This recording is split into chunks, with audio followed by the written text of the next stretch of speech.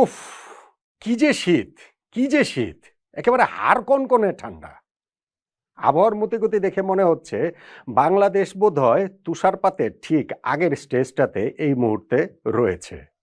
এরই মধ্যে বাংলাদেশ প্রিমিয়ার লিগের ম্যাচে রংপুর রাইডার্স প্রথমবারের মতো মাঠে নামলো এবং এই তীব্র শীতের মধ্যে তারা নিজেদের গাটা গরম করে নিল বিধ্বংসী এক জয়ে।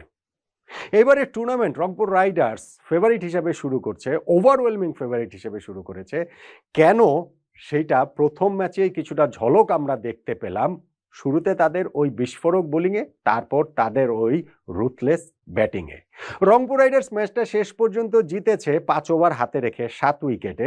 সেইটা আসলে 10 উইকেটেও হতে পারত, সেইটা আসলে 5 ওভারের চেয়ে বেশি ওভার হাতে রেখেও হতে পারত। কিন্তু এন্ড অফ দ্য ডে গিয়ে ওইটা আসলে ম্যাটার করে না। নিজেদের সামর্থ্যের জানানটা তারা যেমন প্রতিপক্ষ দলগুলোর জন্য দিতে পেরেছে, ঠিক তেমনি আত্মবিশ্বাসটাও বাড়িয়ে নিতে পেরেছে প্রথম ম্যাচটা ফেভারিটের মতোই শুরু করে।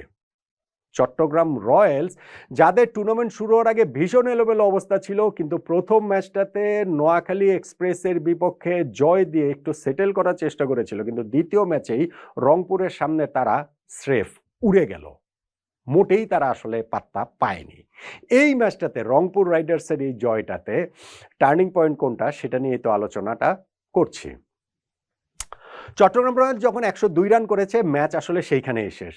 ইংলিশ কন্ডিশন বলতে পারেন, ইংলিশ ওয়েদার বলতে পারেন, প্রতিপক্ষের পেস বোলিং, প্রতিপক্ষের বোলিং অ্যাটাকটাই এইবারে বিপিএলে খুব ভালো চট্টগ্রামের। একটু সারপ্রাইজিং ওই জায়গাটাতে আমার কাছে যেটা লেগেছে যে মাত্র 102 রান করেছে যেইখানে চট্টগ্রাম, সেইখানে তাদের ক্যাপ্টেন শেখ মাহেদী হাসান যেইভাবে তার বোলারদেরকে ব্যবহার করেছেন, প্রথম 10 ওভারের মধ্যে প্রপার পেস বোলার বলতে শুধু শরীফুলের 2টা ওভারই তিনি করিয়েছেন। এর বাইরে নিজে বোলিং করেছেন, বোলিং দিয়েছেন তানভীরকে, বোলিং দিয়েছেন পার্ট টাইমার জয়কে, মির্জা বেগকে। অথচ মুকিদুল ইসলাম মুগ্ধ, যিনি খুব ভালো ফর্মে রয়েছেন, তাকে 10 ওভারের আগে আনাই হলো না। ইনফ্যাক্ট আবু হায়দার রনে আমি জানি না তিনি ইনজুরিতে পড়েছেন কিনা, ব্যাটিং তো করলেন, তাকে বোলিংয়ে আসলে আনা হলো না। সো এই কন্ডিশনটা এক্সপ্লয়েট করে ম্যাচটাকে যদি কিছুটা জমিয়ে তুলতে হয়, সেই ক্ষেত্রে পেস বোলারদেরই অগ্রগণ্য ভূমিকাটা নিতে হবে। সেইখানে শেখ মাহেদী তার পেসারদের ব্যবহার না করে নিজে সহ স্পিনারদের উপরে কি কারণে এরকম রিলাই করলেন, ওইটা একটু surprising. But having said that, তাতে করে লিটন দাস দাভিদ মালানের ওই পার্টনারশিপের 91 রানের যে জুটি, সেইটাতে তাদের ক্রেডিট খাটো করার কোনো সুযোগ নেই।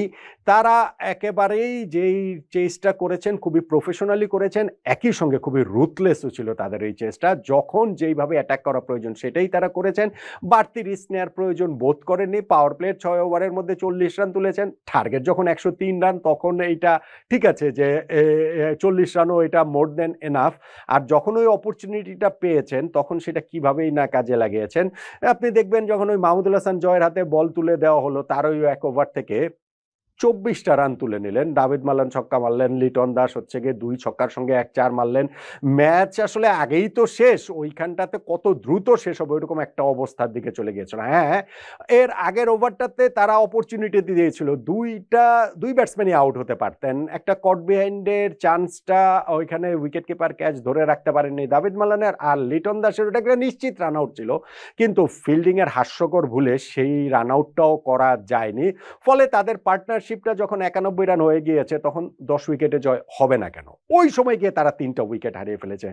লিটন দাস তিনি হচ্ছে গিয়ে 47 রান 31 বলে করে তিনি আউট হয়ে গেলেন। দাভিদ মালান 50টা করেছেন, তবে তারপরে গিয়ে কাভারে একটা ক্যাচ দিয়ে ওইটা জয়ের বলেই তাতে মানে জয় উইকেট পেয়েছেন বটে, কিন্তু এইটাতেও রনির বোলিং এর না আসাটা এটা জাস্টিফাই হয় না। আর তার আগে মাঝখানের সময়টাতে তাওহিদ হৃদয় তিনি খুবই ডিসঅ্যাপয়েন্টেড হবেন, বিগ শট খেলতে গিয়ে বাউন্ডারি লাইনে ক্যাচ দিয়ে তিনি আউট হয়েছেন, কিন্তু তারপরে ওই যে মাহমুদুল্লাহ রিয়াদ ক্রাউড ফেভারিট তিনি ছিলেন এবং তিনি হচ্ছে গিয়ে ওই দলের জয়ের সময়টাতেও ছিলেন। কুচদের শাহ নেমে হচ্ছে গিয়ে ছক্কা মেরা ম্যাচটা যখন শেষ করেছেন, 5 ওভার তখনও বাকি রয়েছে, 7 উইকেটে রংপুর রাইডার্স ম্যাচটা জিতে নিয়েছে। ফলে এই ব্যাটিং ইনিংসের এইখান থেকে আসলে টার্নিং পয়েন্ট বের করার আমার কাছে এটা মনে হয় না। আমি 2টা টকিং পয়েন্ট বললাম, যে একটা চিটাগাং এর ক্যাপ্টেন শেখ মাহেদী কি কারণে পেস বোলারদের ইউজ করলেন না, রনিকে একেবারেই করলেন না এবং মুগ্ধকে প্রথম 10 ওভারের মধ্যে আনলেন না, ওইটা একটা পয়েন্ট হতে পারে। আর ওই যে 1 ওভারে যে 2টা চান্স দিয়েছিলেন, সেই চান্সগুলো চিটাগাং গ্র্যাব করলেও যে রংপুরের জয়ের পথে বাধা তৈরি হতো, আমার কাছে সেটা মনে হয় না। ফলে আমার কাছে এগুলো আসলে টার্নিং পয়েন্ট না। এখন 102 রান যে চট্টগ্রাম করলো সেই রানটা আরো বেশি হতে পারতো না? পারতো। বিশেষত যখন আপনি নাইম শেখের ওই বিস্ফোরক শুরুটা দেখবেন। হ্যাঁ, নাইম শেখ বিস্ফোরক শুরু। ওই ১,১০,০০,০০০ টাকায় তাকে যে চট্টগ্রাম রয়্যালস দলে নিয়েছে সেটা নিয়ে অনেক আলোচনা হয়েছে, অনেক কথাবার্তা হয়েছে। প্রথম ম্যাচটা ওই প্রত্যাশা অনুযায়ী তিনি খেলতে পারেননি। তবে সেকেন্ড ম্যাচে সত্যিই তিনি খুব ভালোভাবে ব্যাটিং শুরু করেছিলেন। এত ভালোভাবে যে বাংলাদেশে প্রিমিয়ার পেসার যিনি নাহিদ রানা সবচেয়ে গতিশীল বোলার, তার ১ ওভার থেকে তিনি ২১টা রান তুলে নেন। ৩টা ৪ মারেন, ১টা ছক্কা মারেন এবং নাইম শেখের ব্যাটের ওই ব্যাটিংয়ের সময় মনে হচ্ছিল তারা ফার্স্ট ওভারেই উইকেটটা হারিয়েছে, নাহিদ রানা উইকেট পেয়েছেন। কিন্তু নাইম শেখের ওই ব্যাটিংয়ের সময় মনে হচ্ছিল যে স্কোরটা অন্তত ১৫০-১৬০ যদি হয়, এই উইকেট কন্ডিশন কাজে লাগিয়ে রংপুর রাইডার্সকে একটা চ্যালেঞ্জের মুখে ফেলে দিতে পারবে। কিন্তু মুস্তাফিজ এলেন, তার প্রথম ওভারেই তিনি নাইম শেখের উইকেটটা তুলে নিলেন। ২০ বলে ৩৯ রান তিনি করেছেন, তার মধ্যে ৭টা ৪ এবং ১টা ছক্কা মেরেছেন, অর্থাৎ ৩৯ রানের মধ্যে ৩৪ রানই করেছেন তিনি ৪ ছক্কাতে। মুস্তাফিজের বলে প্লেড অন হয়ে তিনি যখন হচ্ছে গিয়ে ব্যাটের ভেতরের কানায় লেগে বেলস তার পড়ে গেল, ওই উইকেটটা পেয়ে গেল, কাঙ্ক্ষিত ব্রেক থ্রুটা রংপুর রাইডার্স পেয়ে গেল এবং ভেরি নেক্সট ওভারে আলিস আল ইসলামও মাহমুদুল হাসান জয়কে কট বিহাইন্ড করে দিলেন ৫১-৩ উইকেটে তাদের পাওয়ার প্লের স্কোর। সেইখান থেকে তো কামব্যাক করার একটু সুযোগটা থাকে, সেই সুযোগটা আসলে তারা কাজে লাগাতে পারেনি। ফাহিম আশরাফ দুর্দান্ত বোলিং করেছেন। এরপরে এসে তিনি যেইখানটাতে স্পেশালি ওই যে ১ ওভারে যে তিনি দুইটা উইকেট নিলেন, তার মধ্যে যে কটেন বলটা করেছেন বাম পাশে বাম হাত দিয়ে মানে এক হাতে ধরে, ওইটা আসলে একটা দুর্দান্ত ব্যাপার ছিল। ওই ওভারেও আরেকটা উইকেট কট বেন্ড হয়েছেন, একটু ২টা উইকেট তিনি পেয়েছেন। লাস্টে গিয়ে মির্জা বেগ ছিলেন যিনি গত ম্যাচে ৮০ রান করেছিলেন চট্টগ্রাম রয়্যালসের সেই জয়ে, মির্জা বেগের উইকেটটাও মুস্তাফিজ তুলে নেন। আর শেষে গিয়ে যখন ফাহিম আশরাফ নিজে তার ওভারটাতে ২ উইকেটটা তুলে নেন, তখন তার ৫ উইকেট হয়ে যায়, একটা ক্যাচ ড্রপও হয়েছিল, স্টিল তার ৫ উইকেট হয়ে যায় এবং ১০২ রানে চট্টগ্রাম রয়্যালস অল আউট হয়ে যায় এবং আমার কাছে মনে হয়েছে যে ম্যাচটা আসলে ওই জায়গাটাতেই শেষ হয়ে গিয়েছে।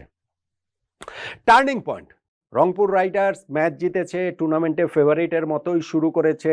চট্টগ্রাম রয়্যালস, আমি জানি না যে প্রথম ম্যাচটাতে তারা ওরকম একটা বড় জয় পেয়েছিল নোয়াখালী এক্সপ্রেসের বিপক্ষে এবং সেইটা তাদের বোলিং শক্তির উপরে ভরসা করে, সেই বোলিং শক্তিটাকে কি তাদের ক্যাপ্টেন এই ম্যাচে খুব ভালোভাবে কাজে লাগাতে পেরেছেন বলে আমার কাছে মনে হয়নি। স্টিল সেটা কাজে লাগাতে পারলেও ১০২ রান ডিফেন্ড করে জেতা যায় না। রংপুর রাইডার্সের এই যে ৭ উইকেটের জয়, সেইখানটাতে তাই আমার কাছে টার্নিং পয়েন্টের আলোচনায় ২টা জায়গায় আসতে পারে। একটা হচ্ছে গিয়ে অবভিয়াসলি নাইম শেখের উইকেটটা। আপনারা ভাই যেভাবেই বলেন না কেন, একজন ব্যাটসম্যান যখন এরকম শুরু করে ফেলবেন, নাহিদ রানার মতো বোলারকে ১ ওভারে তিনি ২১ রান নিয়ে নেবেন, তারপরে তিনি হচ্ছে যে ২০ বলে ৩৯ রানে পৌঁছে যাবেন, যার মধ্যে ৩৪ রানই ৪ ছক্কা থেকে, তখন তার উইকেটটা সবসময় গুরুত্বপূর্ণ। সেই উইকেটটা যে মুস্তাফিজ নিয়েছেন, ওইটা একটা টার্নিং পয়েন্ট।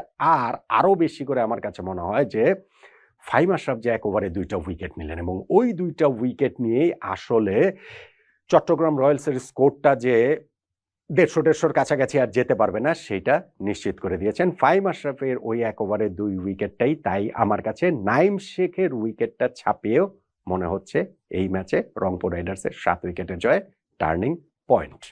একমত কি হবেন?